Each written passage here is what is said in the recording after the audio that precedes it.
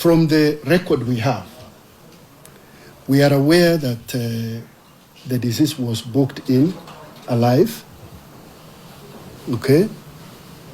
And the next time he was booked out, he was purportedly taken to hospital at Mbagadi. And what we learned from Mbagadi Hospital is that he was actually pronounced dead on arrival. So those are the two bookings we have in regard to the deceased. The question of when we are summoning the DIG, as I have said, the investigation is a very systematic process. And we have to go from what we know, we have to develop the typical nature of criminal investigation is you develop from what you know to what you don't know. So we are very systematic in how we are going through this investigation.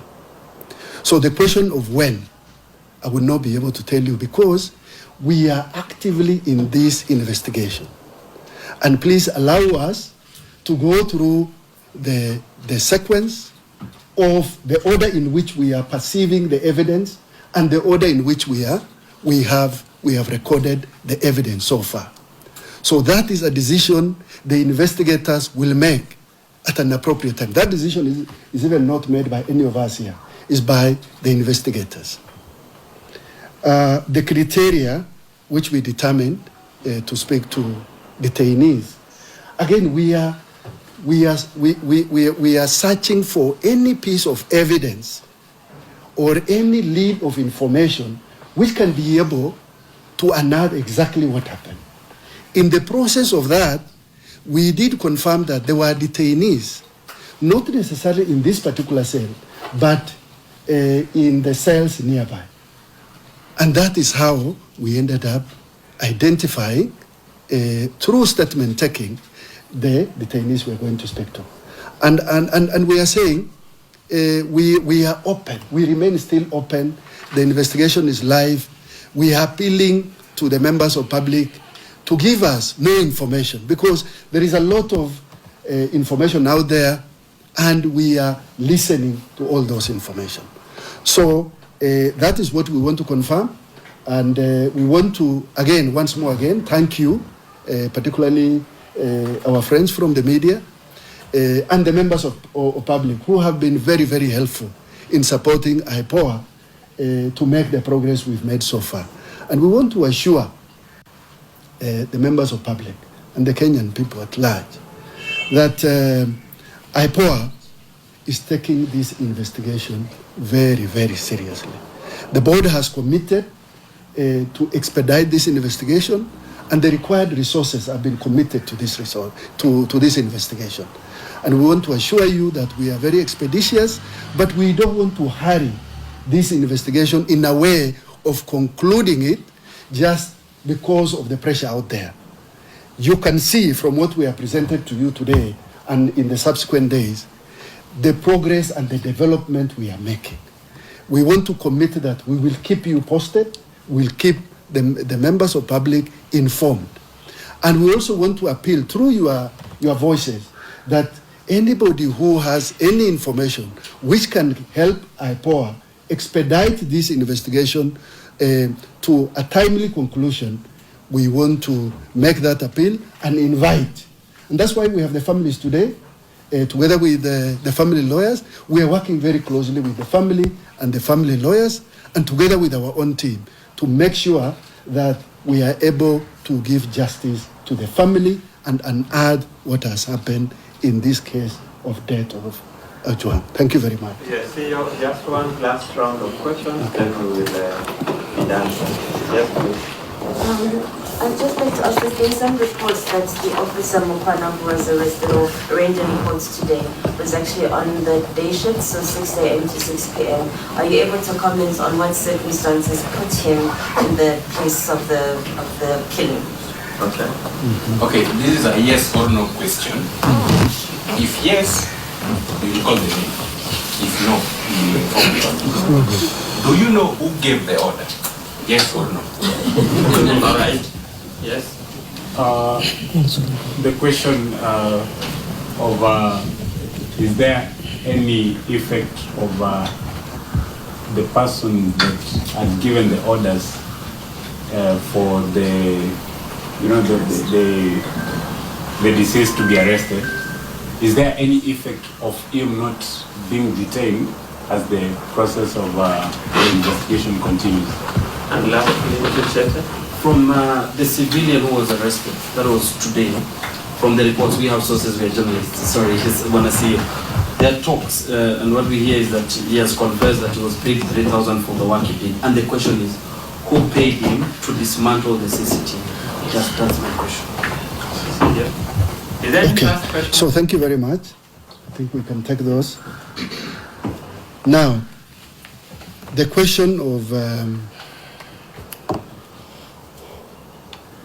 the shift, Mukwana Day, and so on and so forth. As you may know, in the typical police deployment, there are shifts arrangements. And Mukwana was the shift which was on cell sentry. And certainly he starts at a point and closes his shift at a point. And while this is still live investigation, from the evidence we have on record, he has something he knows very well in terms of what happened, because at the point when this incident happened, in terms of the evidence we have so far gathered, he was in position. And therefore, we know that he was on the shift. And that is what we would want to say to that. Now, the question of yes and no, it will be difficult to say yes and no. I would want to be clear with that. And I've clearly explained. A complaint was made.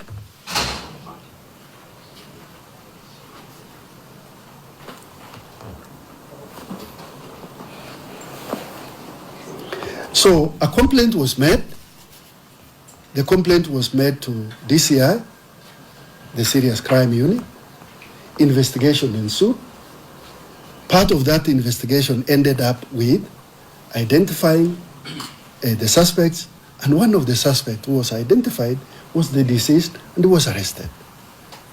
Now, in terms of what we know, this is what we know. The effect of course, somebody who has given orders and so on, I think this is well tied with my earlier response.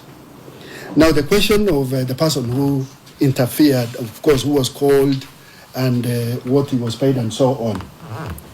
As you said, you guys also get information. We can have that information if it is available and you are willing to share with us, and particularly reduce it into a statement, that is welcome. But we are aware that a civilian was called in, and that is the person we have in custody. The question of who was paid what, it is part of the evidence which we are preserving. Who called you? Of course, it was called from the police station. Yeah. So again, I think what is critical is the milestone we are making. Because if we didn't have this person, I think you have a lot of questions to ask, and the members of the public, through you, can be interested to ask them. So I think, let it be clear that the suspects we have, the OCA Central Police Station is a person of responsibility. Actually, the highest ranking officer at the station level. And we've gotten, of course, the other officer and the civilian. We are not stopping there. So the investigation continues to grow. So allow us so you just take the last ones. The last ones. Okay. All right. So, yes. my question would be, have you been able to identify probably why, because we were told in the DCI reports, they had other people who were arrested alongside Albert. Have you been able to identify why did they settle on Albert specifically in terms of torturing and until his death? Maybe probably for whatever information they are trying to get out of him. Is there any links that is leading to why they settled on him specifically? And the other question is given the nature and the sensitivity of the case, given that a senior officer is involved in it, you as a IPOA, what chances, what guarantee do you have that there will be no interference of the investigation for you to find any links that are directly linking to the senior officer, in that? Thank you very much. Daniel over here. You seem not to have clarified something on the sheet. And maybe so far, have you encountered any interference in your investigations, especially from the police unit side? Thank you very much. Now you seem not to have answered something. Which shift was Mukwana? Was he on day shift or night shift? So why do these reports keep happening? Why are there so many Albert Ojwangs that we report on over and over in Kenya? Is there not being a way to sort of try to systematically to stop this kind of torture and death at the hands of the police? And lastly, okay, please, as the CEO of IPOA, you are on camera. I just want you to confirm that ever since Ojwang died up to now, we don't know who ordered the arrest. Thank you very much. Okay. So thank you very much. The question of Albert Ojwang was arrested along with others.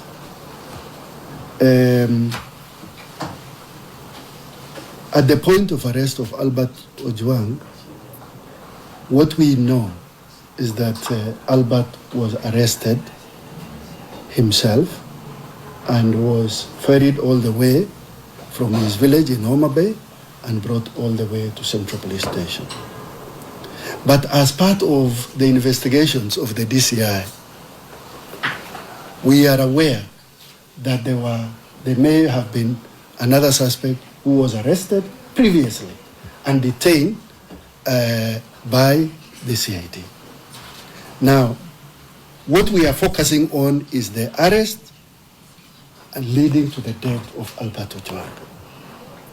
So, and from the information we have, and what our focus of investigation is, the circumstances leading to the death of Albert Ojwang. So therefore, there was nobody else who was arrested at the point when Albert was arrested. He was arrested and ferried all the way to Central Police Station. Now, the question of what guarantees there that there will be no interference. As you know, IPOA is an independent institution. We are an independent authority. And in our act, if you read our act, that we are not subject to any authority. And we have sole mandate and authority to make the decision. So I want to confirm that we have the powers and we have not experienced any interference in this investigation. Actually, we want to acknowledge that in very rare times, that we have actually gotten the best of the cooperation possible from the police in the instance of Albert Ojwang. As you know, for example, we don't have arresting powers as IPOA officers. We are using the police officers to arrest the suspect. Part of those suspects are police officers. And the police are the ones who are actually assisting us cause those arrests.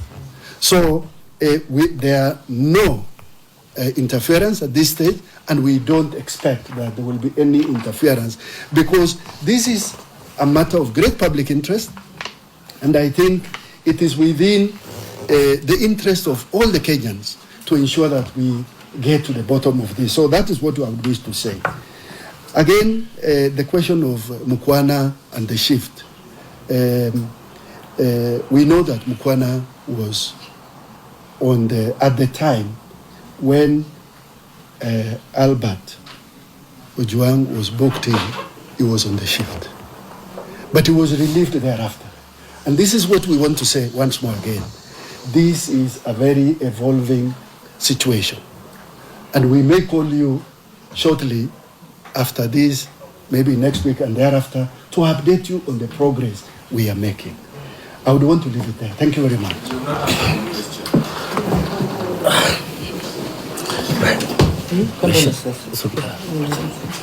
Please repeat the question. Kindly confirm to the public that as Independent Policing Oversight Authority, up to now, ever since Ojwang died, we don't know who gave the order. And tied to that, it is a thumb rule that somebody who is a complainant in a given case becomes the first suspect. He becomes the prime suspect. So we think what is troubling the public and the media here is that the police NPS confirmed that Lagat was the complainant on this matter. And why is he why has he not stepped aside? Okay, very well. So let me speak to those two questions once again. And I want to start with the last one. You see, the deceased died in police custody within the jurisdiction of officers we know. We know the officers responsible in this station in the custody in which he died. Now, for example, if, for example, any suspect who was complained about, and we've seen this in IPOA, where a civilian was a suspect, and thereafter he goes missing. That way, the investigation can be worked out in such a way that you identify what were the circumstances which led to the missing of this person. I mean, you start working backwards. But in this instance, and as I've said, this is an evolving matter. From what we know and what we are trying to catch is this person was brought, he was booked, he was in custody. So we know he was alive up to the time when he was booked in, but he died in custody. So why we have not started with the complainant is because there are certain facts which are very clear. The facts are as we have narrated. And we are not saying that we are not going to speak to the complainant. We're only saying we are sequencing in the manner in which we are processing the investigation. That decision will be made at an appropriate time. Now, the question of who ordered arrest, because this question has been asked for the third time, my position remains the same. Because I don't want to tell you what we don't know, and we don't want to speculate on this matter. What we know as the authority was that a complaint was launched. The person who launched the complaint is known, it's in public domain. The matter was reported to the DCI through the serious crime. Investigations were conducted, and you heard from the IG in public what they were able to do. Part of that investigation ended up identifying Albert Ojwang, the deceased, that he was one of the suspects. And that's why he was arrested. Now, so I would only say that it was part of that investigation which led, at least from the information we have. If there is any of you or the members of public or anybody who has any information contrary to this, we are open. And that's why we are saying this is an evolving, is a dynamic, of course, process, and this investigation is live. Allow us to take it to the natural conclusion of it. Maybe we will have answers at the conclusion of it. But for now, that is the position. Thank you very much. Thank you very much, ladies and gentlemen. Please allow for the investigation to proceed. This statement will make it available to you, and at the shortest notice we'll be able to call you for further updates. And Thank you very much. You have my number in case you want further clarification.